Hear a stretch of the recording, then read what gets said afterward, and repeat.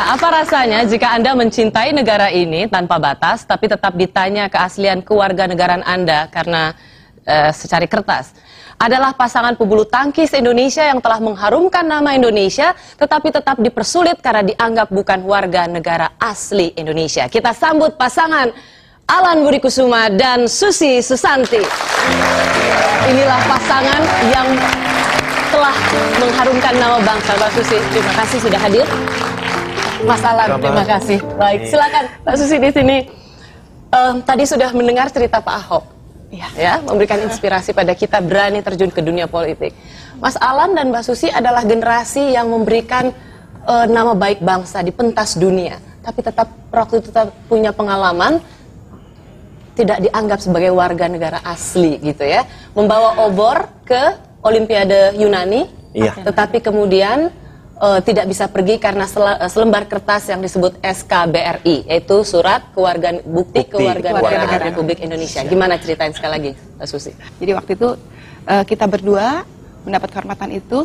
Jadi pada saat pengurusan paspor, pada saat itu memang banyak sekali syarat-syarat ya yang memang harus kita penuhin. Dan salah satunya adalah kita harus membuktikan dengan SKBRI itu. Padahal itu sudah reformasi ya, artinya surat itu sebenarnya sudah tidak berlaku lagi ya, keran reformasi sudah dibuka. Betul. Tapi praktek itu tetap dijumpai di lapangan ya masalahnya. Terus apa lagi? Mungkin membuat saya sedih, dimana pada saat mungkin kan kita sebagai warga Tionghoa, bahwa setelah 17 tahun kita harus mempunyai SKBRI pisah dari orang tua. Dan dalam pengurusan itu, saya mengurus surat itu selama 8 tahun. Bahkan 8 tahun untuk hanya ngurus secari surat itu? Iya.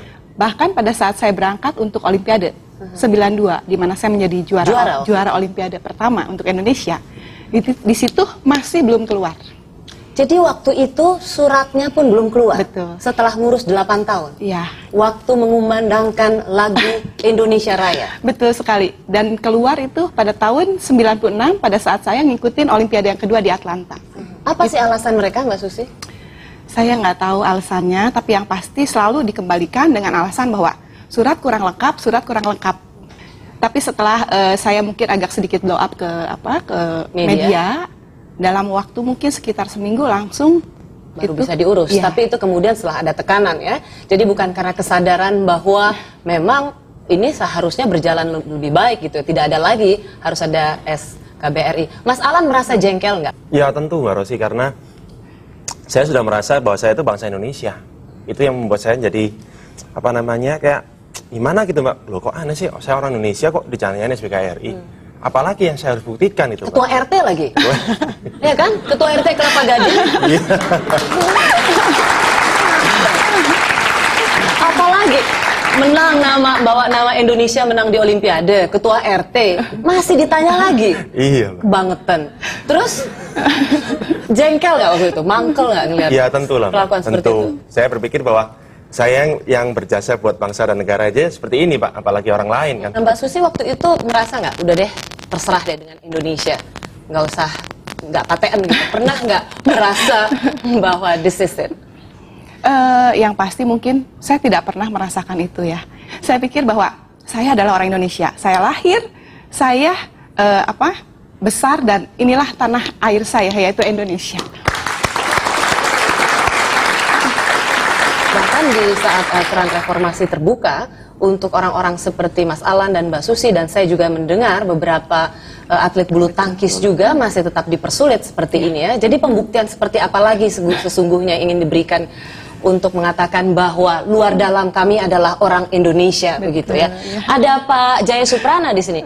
Pak Jaya, apakah Bapak cukup beruntung bahwa Bapak tidak diperlakukan diskriminatif atau orang takut sebenarnya pada Bapak? Saya kira beliau, kita ini tidak merasa dipersulit pun nggak apa-apa lah.